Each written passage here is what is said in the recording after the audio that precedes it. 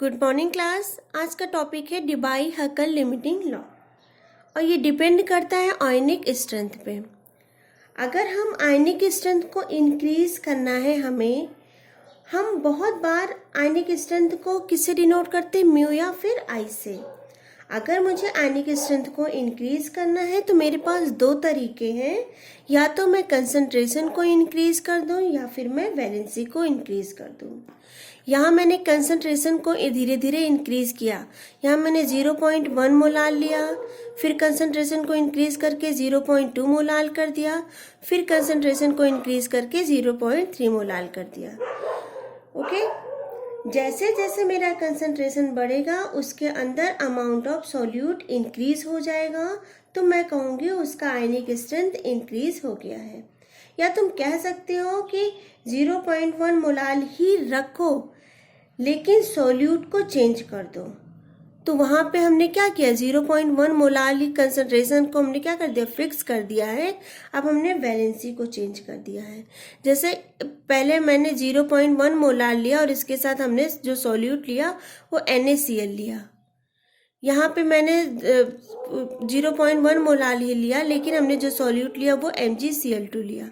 यहाँ पे मैंने MgCl3 लिया। जब ये डिसोसिएट होंगे तो यहाँ पे मुझे यूनिवैलेंट मिलेंगे, ये प्लस और ये माइनस। यहाँ पे मुझे बाईवैलेंट मिलेंगे, ये 2 प्लस में और ये माइनस में। यहाँ मुझे ट्राईवैलेंट मिलेंगे, ये 3 प्लस में और ये माइनस में।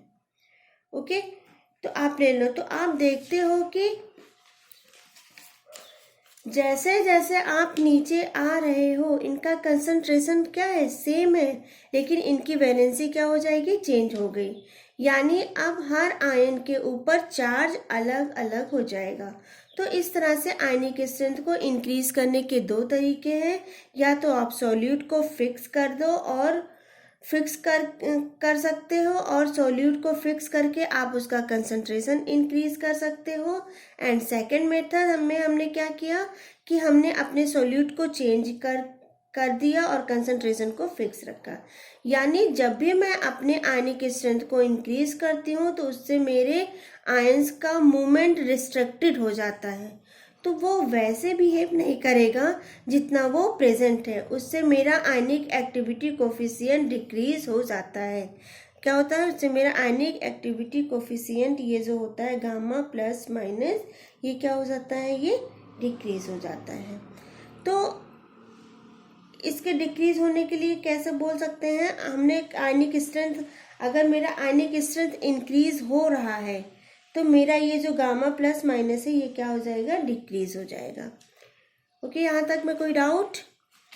तो आप अब आपको एक और चीज याद रखनी है कि हमारा ये जो गामा प्लस माइनस वाई का वैल्यू है वो हो सकता है 0 से ज्यादा, ठीक है, या 1 के आसपास, या फिर 1 से ज्यादा। तो अगर हमारा ये गामा का वैल्यू 1 से क्या है, 1 से कम है, तो आयनिक स्ट्रेंथ क्या हो जाएगी, इंक्रीज होगी, और ये जो बिहेवियर होगा वो नॉन आइडियल बिहेवियर होगा। तो उस केस में हमारा जो एक्टिविटी होगा वो क्या हो जाएगा, वो लेस देन कंसंट्रेशन हो जाएगा। अगर हमारा गामा प्लस माइनस की वैल्यू 1 के आसपास है तो ये कैसा बिहेव करेगा, ये आइडियली बिहेव करेगा। उस केस में एक्टिविटी इज इक्वल टू क्या हो जाएगा, कंसंट्रेशन। लेकिन अगर हमारा गामा प्लस माइनस की वैल्यू क्या है, 1 से ज़्यादा है, तो भी ये क्या है, नॉन आइडियल बिहेव करेगा, और उस केस में हमारा क्या हो जाएगा, activity is greater than concentration. Okay, तो यहाँ पे मैं इन्हीं चीज़ों को समझाने की कोशिश करती हूँ कि ओवरऑल मेरे पास किसी भी सॉल्यूशन का जो एक्टिविटी है that will be gamma multiplied by concentration. हम इसको कैसे लिख सकते हैं, जो एक्टिविटी हो जाएगी वो क्या हो जाएगी, गामा मल्टीप्लाइड बाय कंसंट्रेशन। और यहाँ पर मैंने कंसंट्रेशन को क्या कर दिया है, फिक्स कर दिया है। तो ये जो एक्टिविटी है वो किस पे डिपेंड करेगी, वो डिपेंड करेगी mean activity coefficient. Mean activity coefficient कहीं ना कहीं डिपेंड करता है आयनिक स्ट्रेंथ पे, ठीक है। तो आई का वैल्यू, तो अगर आयनिक स्ट्रेंथ ज़्यादा है तो ये जो गामा है ये क्या हो जाएगा, मैंने आपको बताया ना, ये जो गामा प्लस माइनस है ये किस पे डिपेंड कर रहा है, आयनिक स्ट्रेंथ पे, यही तो बताया था ना।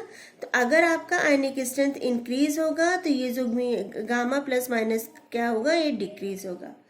और अगर आपका आई क्या हो जाएगा, डिक्रीज होगा, तो ये जो गामा प्लस माइनस है वो क्या हो जाएगा, इंक्रीज हो जाएगा, ठीक है। तो अगर आयनिक स्ट्रेंथ ज्यादा है तो वही बताया कम हो जाएगा, अगर आयनिक स्ट्रेंथ कम है तो ये जो आपका गामा है ये क्या हो जाएगा, इंक्रीज हो जाएगा। तो मुझे करना ये है कि अब मैं ऐसा रिलेशन निकालूंगी जो मुझे बताएगा कि मेरा एक्टिविटी कोफिशिएंट के बारे में, और मैं उसकी मदद से कुछ भी निकाल सकती हूँ। तो मैं सारे फॉर्मूले को एक बार यहाँ पे समराइज करती हूँ, ठीक है। तो सारे फॉर्मूले को जितना मैंने अभी तक पढ़ा हुआ है, क्या है, एक्टिविटी इज इक्वल टू क्या है, गामा मल्टीप्लाइड बाय कंसंट्रेशन। और मैंने यहाँ बताया था अगर गामा 1 से कम है तो ये क्या हो जाएगा, नॉन आइडियल, और अगर गामा 1 से ज्यादा तो भी क्या हो जाएगा, नॉन आइडियल, और 1 पे गामा क्या हो जाता है आपका, आइडियली बिहेव करता है। फिर मैंने आपको एक फॉर्मूला और बताया था कि जैसे जैसे हमारा आयनिक स्ट्रेंथ इंक्रीज होता है गामा प्लस माइनस डिक्रीज होता है, अगर आयनिक स्ट्रेंथ डिक्रीज हो रहा है तो गामा प्लस माइनस इंक्रीज हो रहा है। हमें आई की वैल्यू पता है, ये मैंने अपने लास्ट वीडियो में पढ़ाया हुआ था। आई का वैल्यू क्या होता है, आई को हम म्यू से भी डिनोट करते हैं, और इसका जो फॉर्मूला होता है वो क्या होता है, half summation of concentration into Z square, ठीक है। और ये वाला फॉर्मूला तो मैंने ऊपर लिखा हुआ ही है।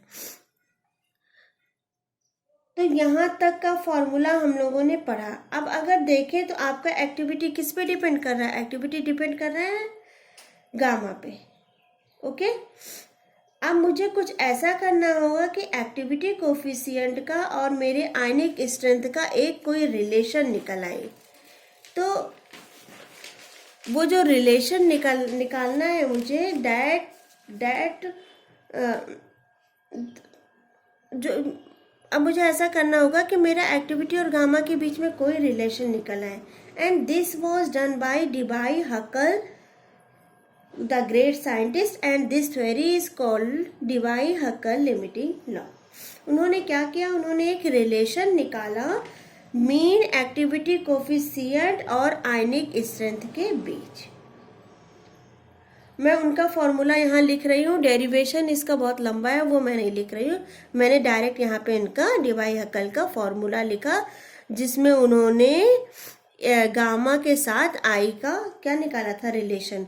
यहाँ पे ये जो गामा है ये मीन एक्टिविटी कोफिशिएंट है, ए आपका कांस्टेंट है, और जेड क्या है, एनायंस ऑफ इलेक्ट्रोलाइट्स है, ठीक है। यहाँ पे प्लस माइनस जो होंगी वो वैल्यू यहाँ पे लिखी जाएंगी, और ये आयनिक स्ट्रेंथ हमको पता है, ठीक है। तो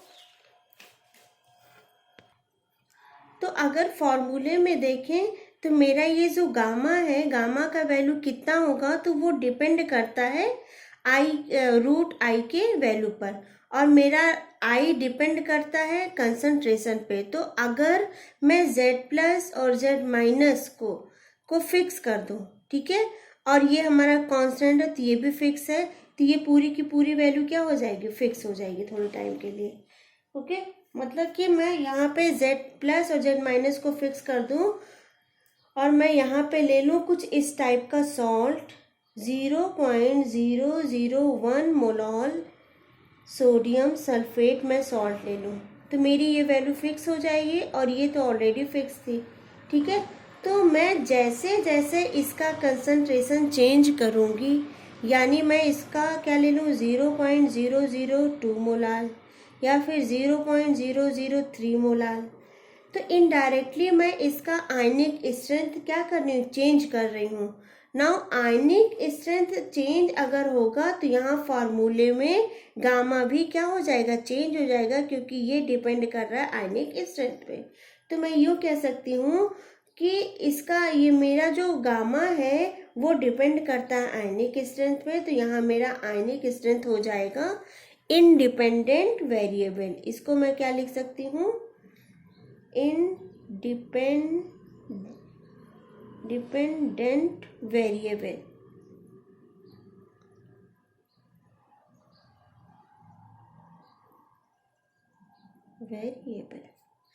ठीक है, और क्योंकि ये इस पे डिपेंड कर रहा है तो ये क्या हो जाएगा हमारा डिपेंडेंट वेरिएबल।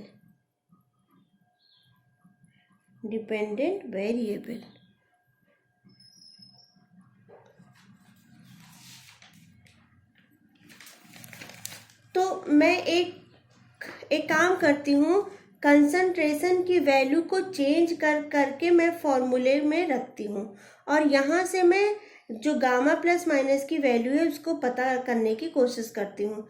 अब करना क्या है, सबसे पहले आप आई का वैल्यू निकालो। अगर हमें आयनिक स्ट्रेंथ का वैल्यू निकालना तो उसके लिए हमारे पास एक फॉर्मूला था, वो क्या था, ये फॉर्मूला आप सभी को याद होगा, मैंने पिछले लेक्चर में इसको बताया हुआ है। ठीक है, ये फॉर्मूला था हमारा आयनिक स्ट्रेंथ निकालने का।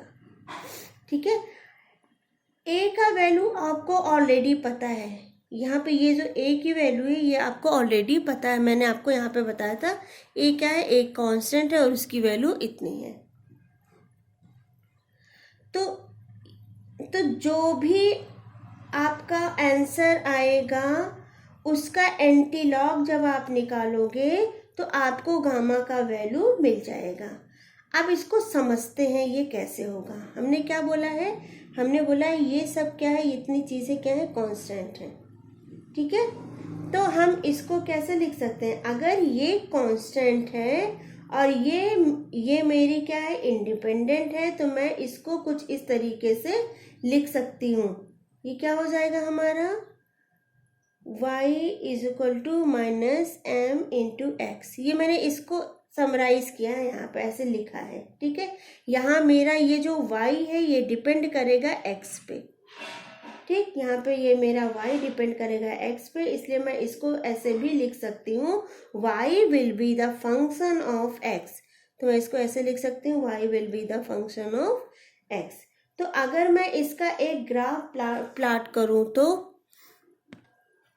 तो इस ग्राफ को प्लॉट करने के दो तरीके हैं। इसको मैं ऐसे भी लिख सकती हूँ, तो अगर मैं लिखूँ log to the base 10 gamma plus minus is equal to minus a mod of z plus into z minus mod of root आई।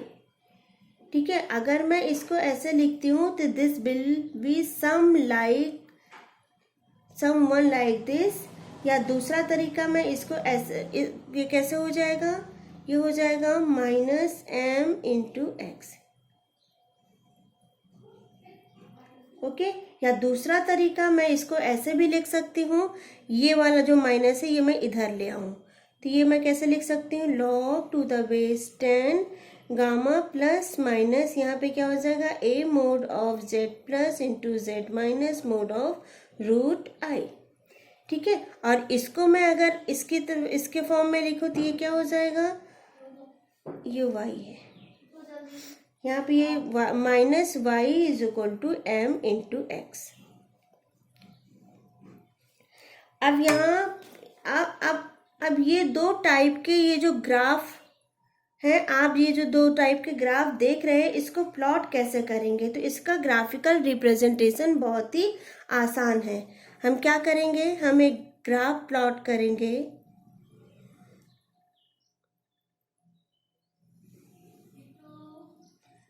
यहाँ पे मैंने ले लिया log गामा प्लस माइनस, यहाँ पे मैंने ले लिया minus log gamma plus minus, ये आपका है रूट आई, और जो आपका ये स्लोप है ये क्या हो जाएगा, कांस्टेंट है तो इसको मैंने क्या मान लिया, स्लोप मान लिया है, तो ये क्या हो जाएगा आपका स्लोप। अब यहाँ से समझने की कोशिश करते हैं, अगर माइनस log 10, कहाँ पे है माइनस log 10, यहाँ पे था, ये मैंने माइनस इधर लिया था ना। अगर minus log 10 gamma plus log to the base 10 gamma plus minus is equal to a mod of z plus into z minus mod of root i. अगर आप का सॉल्ट ऐसा है यूनिवैलेंट, तो उस केस में ये क्या हो जाएगा, अगर आपका सॉल्ट यूनिवैलेंट है तो उस केस में क्या हो जाएगा, जो minus gamma plus minus log 10 gamma minus log to the base 10 gamma plus minus equal to क्या हो जाएगा 1a√i। कैसे होगा आपको एक जरा से ये समझते हैं। यहाँ पे एक लाइन ड्रॉ करते हैं। अगर मैंने NaCl लिया है तो Na में ये प्लस है, ये माइनस है, तो अगर हम Z प्लस की जगह 1 रखें और Z माइनस की जगह 1 रखें तो वैल्यू क्या आ जाएगी 1।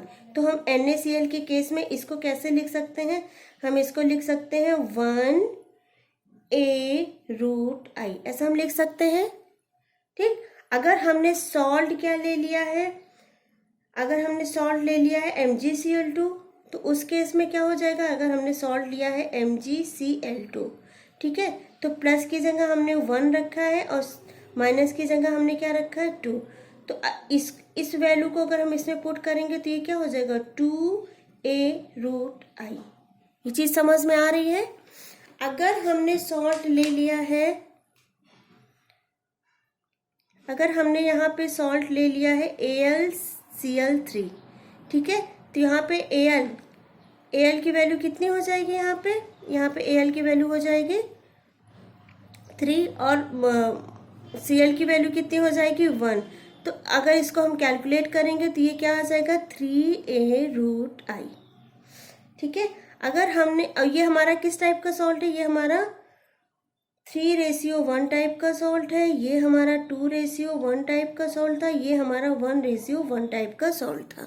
ठीक, अगर हमने ले लिया क्या कैल्शियम सल्फेट, ठीक है, तो ये हमारा 2:2 टाइप का सॉल्ट हो जाएगा और इसको हम वैल्यू को इसमें पुट करेंगे तो ये इस पे भी 2 है, इस पे भी 2 है, तो दोनों जगह Z पे अगर हम 2 रखेंगे तो 2 2 4, तो ये कितना हो जाएगा 4a√i।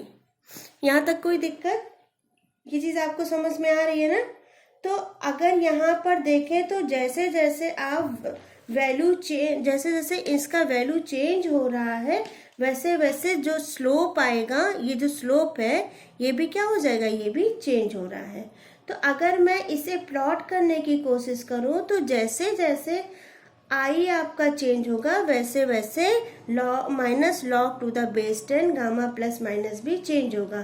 तो मे बी इसका लाइन कुछ ऐसा आएगा और जो NaCl है उसका लाइन कुछ ऐसा आएगा। यहाँ पे मैं लिख देती हूँ NaCl, इसका रेशियो मैंने कितना लिया है 1:1। ठीक, और अगर मैं प्लॉट करूँ MgCl2 का तो वो उससे कुछ नीचे आएगा, यहाँ पे हो जाएगा MgCl2। ठीक है, ये क्या है आपका 2:1।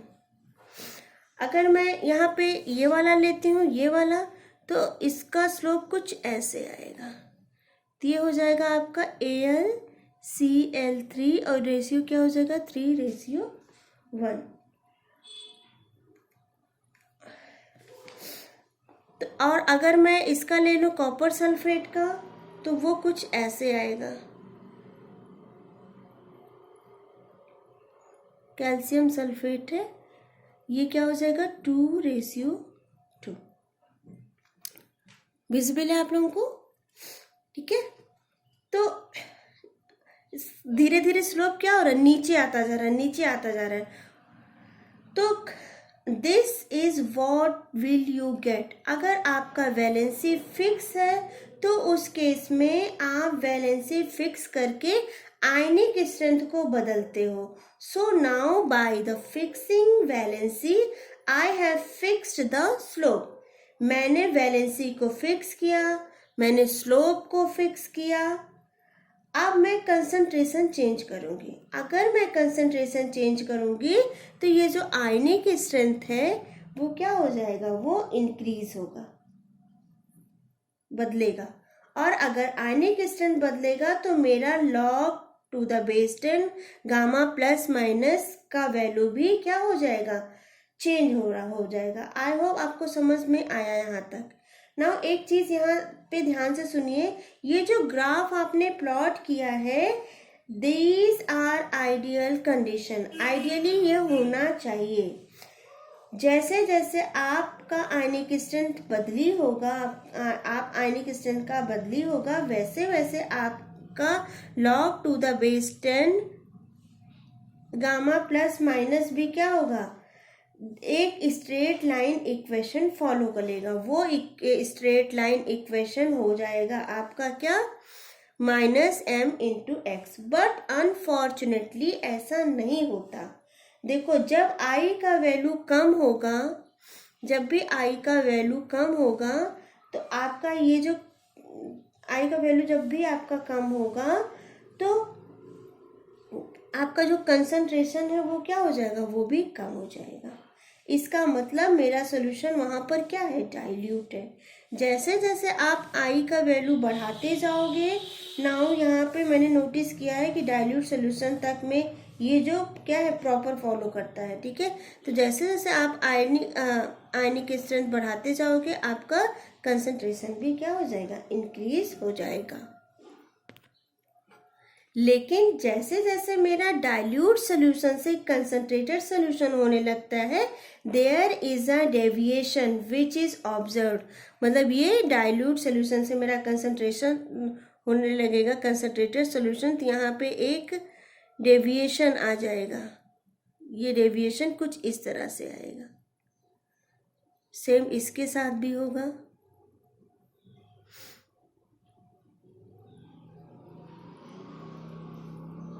ठीक है, तो there is a deviation which is क्या है, ऑब्जर्व्ड। और उसके बाद कुछ ऐसा ग्राफ आने लगता है, ये जो मैंने डॉटेड लाइन से दिखाया हुआ है। ठीक है, तो ये जो डॉटेड लाइन वाले हैं, ये क्या है आपके, डेविएशन एट हायर कंसंट्रेशन। इसको हम लिख सकते हैं डेविएशन एट हायर कंसंट्रेशन। जब तक डाइल्यूट सॉल्यूशन पे होते हो तब तक प्रॉपर है, लेकिन जैसे ही सॉल्यूशन कंसंट्रेटेड होने लगता है, I got a change, so this is deviation at higher concentration। तो आप ये जो फॉर्मूला बनाया है, this is applicable only for dilute solution। ये जो फॉर्मूला हमने बनाया था, ये जो दिया है ये फॉर्मूला, ये किसके लिए, ये डाइल्यूट सोल्यूशन के लिए है। लेकिन एट हायर कंसंट्रेशन पे जो डेविएशन आ रहा था, उस डेविएशन को चेंज करने के लिए मुझे मेरे पास लिमिटिंग लॉ में कुछ मॉडिफाई करना पड़ेगा। ठीक है, तो मैंने मॉडिफाई करना पड़ेगा, और वो जो मॉडिफिकेशन मैंने डाला था वो क्या था, वो मॉडिफिकेशन आपका हो जाएगा log to the base 10 gamma plus minus, ये क्या हो जाएगा आपका, माइनस ए, यहाँ तक तो निकला ही था, mod of z plus into z minus mod of root i, और हमने यहाँ पे क्या क्या मॉडिफाई कर दिया है कंसंट्रेशन, और ये आपका क्या हो जाएगा, इंटेंसिटी, आयनिक स्ट्रेंथ। ठीक, यहाँ मुझे ये दो चीजें ऐड करनी पड़ी। ये जो मैंने न्यू चेंज लाया है, this is called as modify law. इस मॉडिफाई लॉ की हेल्प से आप ये एक्सप्लेन कर पाओगे कि जैसे जैसे कंसंट्रेशन बढ़ने लगता है, वैसे वैसे वहां पर चेंज क्यों आ रहा है। This deviation was observe and this is an ideal condition. ये जो डेविएशन था, यहाँ पे ये जो ग्राफ आपने प्लॉट किया था, ये जो डेविएशन था, ये क्या था, ये आपका ऑब्जर्व्ड था, ये आपका ऑब्जर्व्ड था, और ये जो था आपका, ये एक्सपेक्टेड था। ठीक,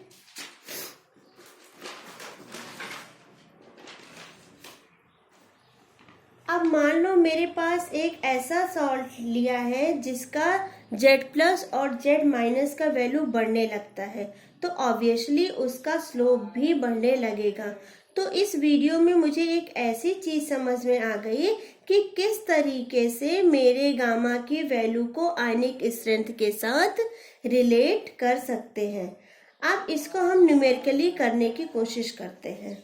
मान लो हमने एक सॉल्ट लिया, यहाँ पे ए पॉइंट लिया हमने, कैसा सॉल्ट लिया, 0.001 मोलाल NaCl लिया। ठीक है, यहाँ पे हमने लिया 3 तरह के सॉल्ट लिए। यहाँ पे बी पॉइंट पे हमने लिया है 0.002 मोलाल का सॉल्ट लिया है, ये भी क्या है हमारा NaCl है। और यहाँ पे सी पे हमने जो लिया है वो 0.001 मोलाल, लेकिन अब हमने यहाँ पे सॉल्ट चेंज कर दिया, MgCl2 कर दिया है। ठीक है, तो यहाँ पे अगर हम देखें तो Z प्लस क्या है, Z प्लस 1 है, और Z माइनस भी क्या है, -1 है। यहाँ पे Z प्लस क्या है, 1 है, और Z माइनस भी क्या है, -1 है। NaCl ही लिया है, लेकिन यहाँ पे आपका Z क्या हो जाएगा, +2 हो जाएगा Z प्लस, ठीक, और Z माइनस आपका क्या हो जाएगा, -1। नाउ अब मुझे ऑब्जर्व करना है कि क्या चेंज आता है गामा की वैल्यू में। तो सबसे पहले आयनिक स्ट्रेंथ निकालते हैं। इसका हम सबसे पहले अगर आयनिक स्ट्रेंथ निकालें तो ये क्या हो जाएगा, I, हमें फॉर्मूला पता है, I = 1/2। अब समीशन ऑफ वही जो फॉर्मूले में था आपका, तो क्या ये क्या हो जाएगा, पहले हम लिखते हैं 0.001 इंटू 1 स्क्वायर, Na का लिखेंगे, फिर Cl का लिखेंगे। ये मैंने अपने लास्ट वीडियो में बताया हुआ है, आप वहां से देख लीजिएगा, ठीक, इसको कैसे निकालते हैं। फिर हम लिखेंगे 0.001, अब हम यहाँ पे Cl का डालेंगे, ठीक। तो जब हम इसको सॉल्व करेंगे तो ये हो जाएगा हाफ, फिर 0.001 प्लस 0.001, इसको हम और सॉल्व करेंगे तो ये आपका आ जाएगा 0. सीधे इसको सॉल्व कर देते हैं, तो ये इसको अगर हम पूरा सॉल्व करेंगे तो ये आपका आ जाएगा 0.001, ठीक। अगर हम I रूट का वैल्यू निकालें, रूट I का वैल्यू निकालें तो ये क्या हो जाएगा आपका 0.03162, ठीक। अब I रूट की वैल्यू हमें पता चल गई, तो अब हम इस I रूट की वैल्यू को यहाँ पे पुट करते हैं, तो ये क्या हो जाएगा आपका log to the base 10 gamma plus minus, फिर क्या हो जाएगा, हमें A की वैल्यू हमें पता है, A की वैल्यू हमने फिक्स रखी हुई है, क्या है 0.509, ये क्या है, कांस्टेंट है। फिर हमें किसकी वैल्यू रखनी है, इसकी वैल्यू क्या है 1 × 1, ठीक। फिर उसके बाद हमें किसकी वैल्यू रखनी है, रूट I की वैल्यू रखनी है, तो रूट I की वैल्यू क्या हो जाएगी 0.03162। जब हम इसको सॉल्व करेंगे तो ये क्या हो जाएगा आपका -0.001865। अब क्योंकि ये log to the base 10 है तो हमें इसका एंटी लॉग निकालेंगे, तो जब हम इसका एंटी लॉग लेंगे तो ये क्या हो जाएगा, गामा प्लस माइनस = क्या हो जाएगा 0.9957। ओके, अब सेम यहाँ पे करते हैं।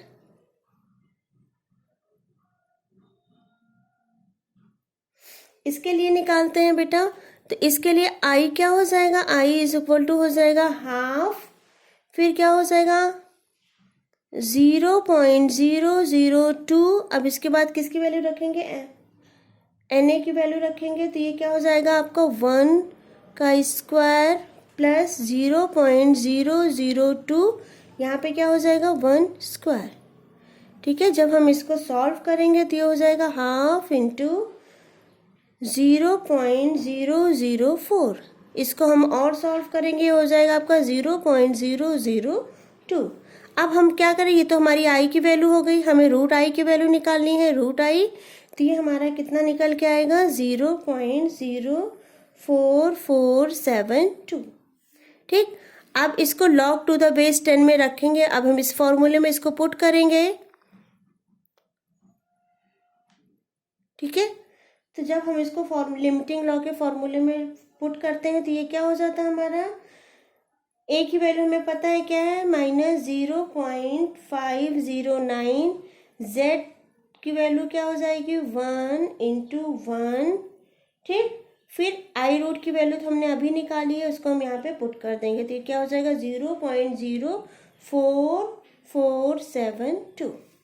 ठीक, इसको अगर हम सॉल्व करेंगे तो हमारा जो आंसर आएगा वो आएगा 0.02276।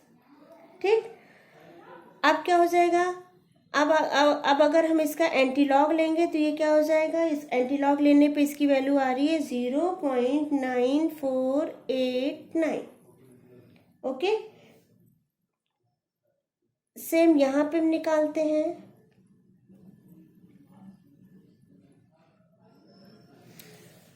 बेटा ये मॉडिफाइड लॉ है, ठीक है, इसका हम देख ही नहीं रहे हैं, हमने तो सिर्फ इतने का देखा हुआ है, इसके बेस पे हम न्यूमेरिकल कर रहे हैं, ये तो मॉडिफाइड है, ये दूसरे केस में लगेगा। फिर उसके बाद अगर हम सी वाले का निकालें, ठीक है, तो मैंने क्या किया है, मैंने यहाँ पे क्या है, कंसंट्रेशन को चेंज कर दिया है।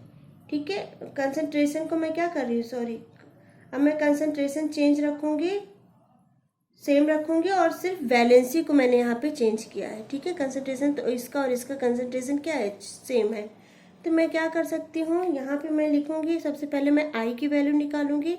आई क्या हो जाएगा, हाफ इंटू क्या हो जाएगा, 0.001 into 1 square plus 0.001 into 1 square. ठीक, यहाँ पे क्या होगा, 2 है, यहाँ पे 2 होगा, अब सही है, हाँ।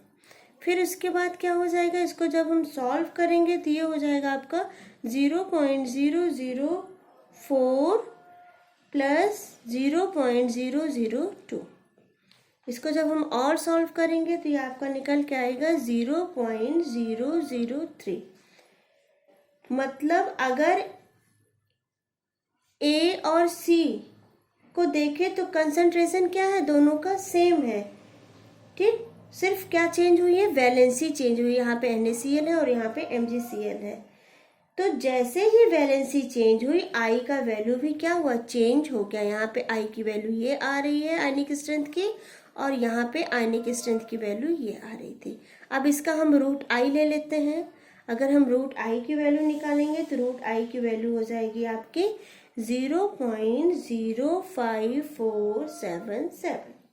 अब इसको हम फॉर्मूले में पुट करेंगे तो क्या हो जाएगा, log to the base 10 gamma plus minus, ये क्या हो जाएगा, ए की वैल्यू तो हमारी फिक्स थी, क्या थी,